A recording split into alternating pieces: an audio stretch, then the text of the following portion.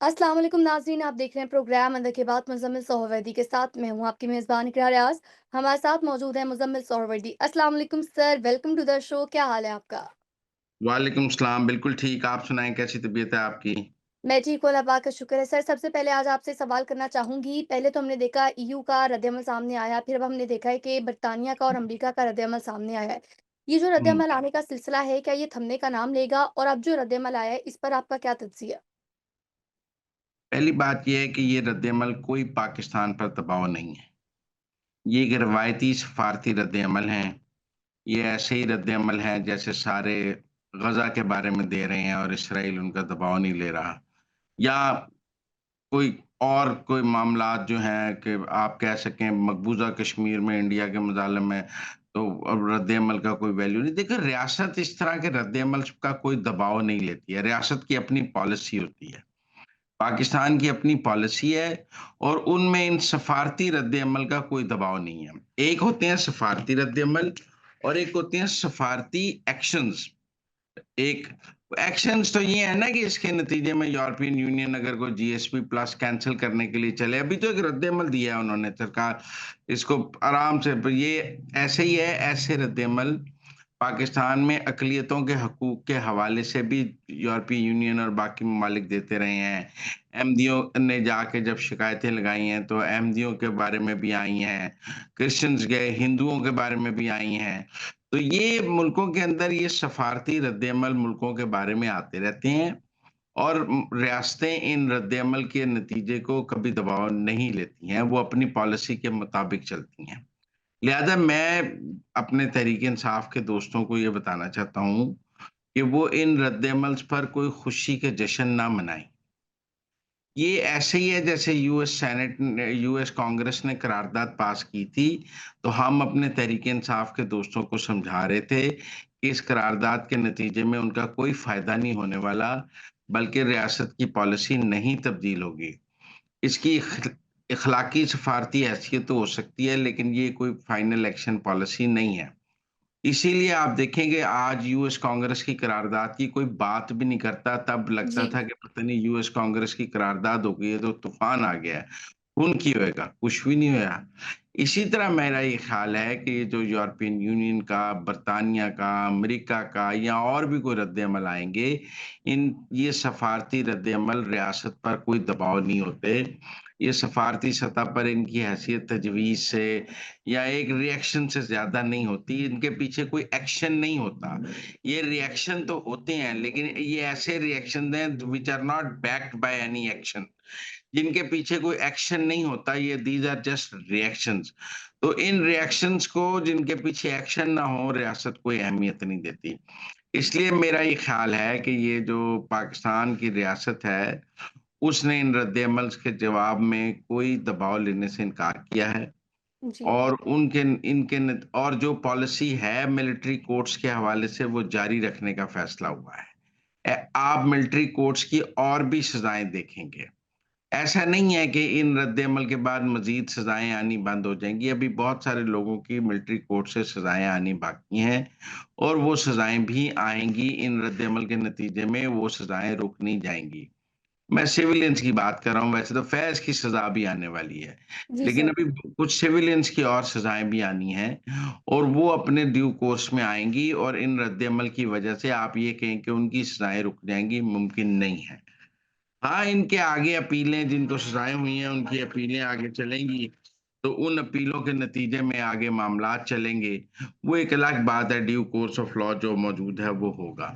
लेकिन मैं नहीं समझता कि इसके नतीजे में कोई पाकिस्तान दबाव ले रहा है या मिलिट्री कोर्ट की सज़ाएँ अनडू हो जाएँगी या मुकदमात मिलिट्री कोर्ट्स में चलने बंद हो जाएँगे। सफ़ारती सतह पर बताया जाएगा कि ये पहली दफ़ा नहीं है कि पाकिस्तान में सिविलियंस को मिलिट्री कोर्ट्स में सज़ाएँ हुई हैं।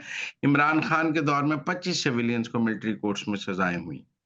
उस वक़्त तो आप ये जो तहरीक-ए-इंसाफ वाले आकर यूरोपियन यूनियन में शोर मचा रहे हैं या बरतानिया में, उनको बताया जाएगा कि इनकी अपनी हुकूमत में और पाकिस्तान में एक पुराना तरीक़ाकार है सिविलियंस को मिलिट्री कोर्ट से सज़ाएँ देने का और वो इमरान खान के दौर में भी रहा है, तो इसलिए ऐसी कोई बात नहीं। मुझे नहीं लगता इसके नतीजे में ना दबाव लिया जा रहा है और ना ही कोई पॉलिसी में तब्दीली है, बल्कि मिलिट्री कोर्ट की मज़ीद सज़ाएँ भी सामने आएँगी। सर आगे बढ़ेंगे और अब बात करेंगे अहम मुलाकात को लेकर। तो रिचर्ड घरनल का काफ़ी ज़िक्र किया जा रहा था। अब जो पीटीआई के लोगों की उनसे मुलाकात हुई है, इस मुलाकात को आप कैसे देखते हैं? इसके क्या असरात होंगे मौजूदा मंज़रनामे पर भी और आने वाले सियासी मंज़रनामे पर भी? देखें, रिचर्ड गर्नेल से ये मिले हैं तहरीक-ए-इंसाफ वाले और इन्होंने अपनी तस्वीरें उसके साथ शेयर की हैं। लेकिन मैं फिर भी समझता हूँ कि रिचर्ड गर्नेल जो हैं, उनका जो ओरिजिनल नोटिफ़िकेशन है, वो वेनेज़ुएला और नॉर्थ कोरिया के हवाले से है। ये हुँ, दुरुस्त है कि जी वो अब रिचर्ड गर्नेल के अकाउंट से आ गया है कि इलान मस्क को कि पाकिस्तान में वो स्टार ट्रैक दे दिया जाए इंटरनेट और ये कर दिया जाए। लेकिन मैं नहीं समझता कि रिचर्ड गर्नेल कोई अमेरिकन पॉलिसी को ड्राइव कर रहे हैं या हुँ, उनके वो जो हैं वो अमेरिकन पॉलिसी सारी जो है वो रिचर्ड गर्नेल के गिर्द घूम रही है।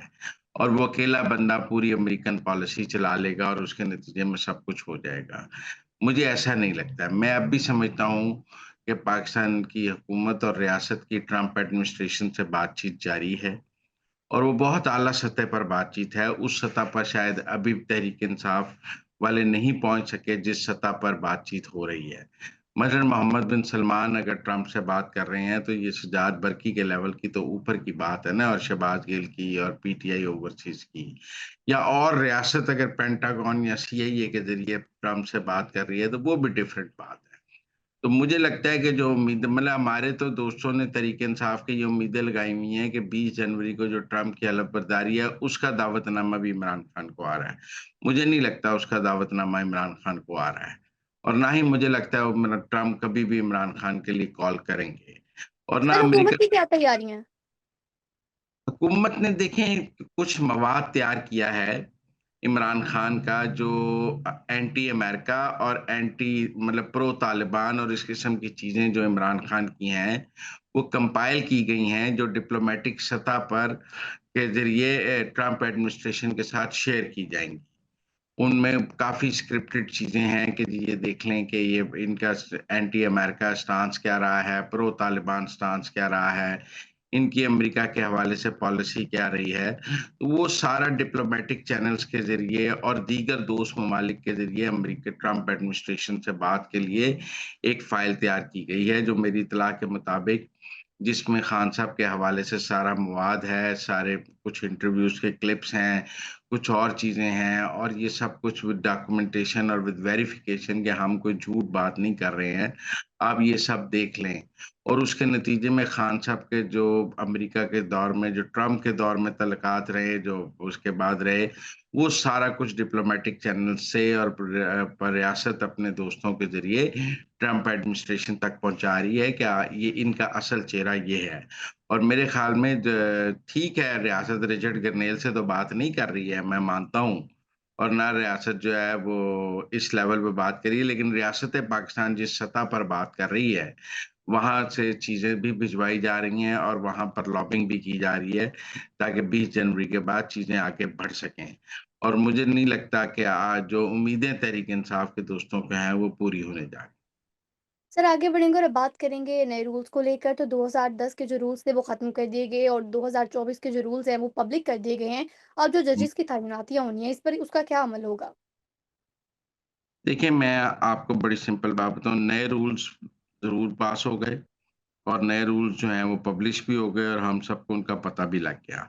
अब नए रूल्स के बाद जुडिशल कमीशन ऑफ पाकिस्तान ने 23 दिसंबर को आज 24 है, कल यानी कि 23 दिसंबर को एक लेटर निकाला है, nomination for appointment of additional जजेस इन द हाई कोर्ट्स। इसका मतलब हाई कोर्ट्स में नए जजेस की तैनाती का अमल जुडिशल कमीशन ने शुरू कर दिया है।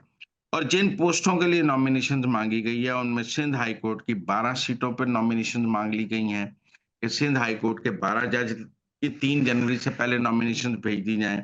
इस्लामाबाद हाई कोर्ट के 4 जजेस के लिए, लाहौर हाई कोर्ट के 10 जजेस के लिए, पेशावर हाई कोर्ट के 9 जजों के लिए और बलूचिस्तान हाई कोर्ट के 3 जजों के लिए। इस तरह को 12, 4, 16, 10, 26 और 9, 35 और 3, 38 जजेस की जो असामियाँ हैं मुख्तलिफ हाई कोर्ट्स की, उनके लिए 3 जनवरी तक नॉमिनेशंस माँग ली गई हैं।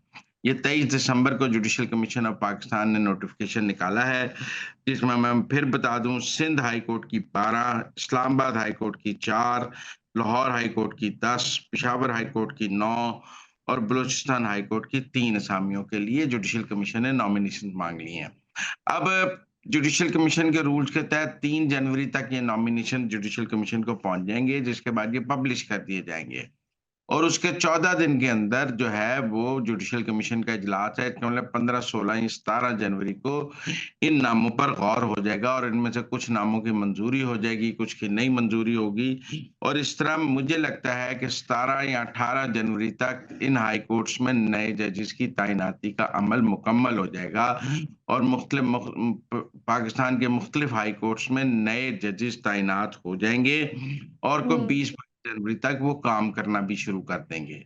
इसलिए जजेस की तैनाती पर काम बहुत तेज़ी से जारी है और 23 दिसंबर नए रूल्स बनने के अगले दिन ही जुडिशियल कमीशन ने जो है ये सारा नोटिफ़िकेशन निकाल दिया है और उन्होंने कहा है कि 3 जनवरी तक शाम 5 बजे तक तमाम नॉमिनेशन जो हैं वो जुडिशियल कमीशन को पहुँच जाएँ। उसके बाद 3 जनवरी की रात वो पब्लिश कर दी जाएँगी और फिर 14 दिन के अंदर जुडिशियल कमीशन का दोबारा इजलास होगा।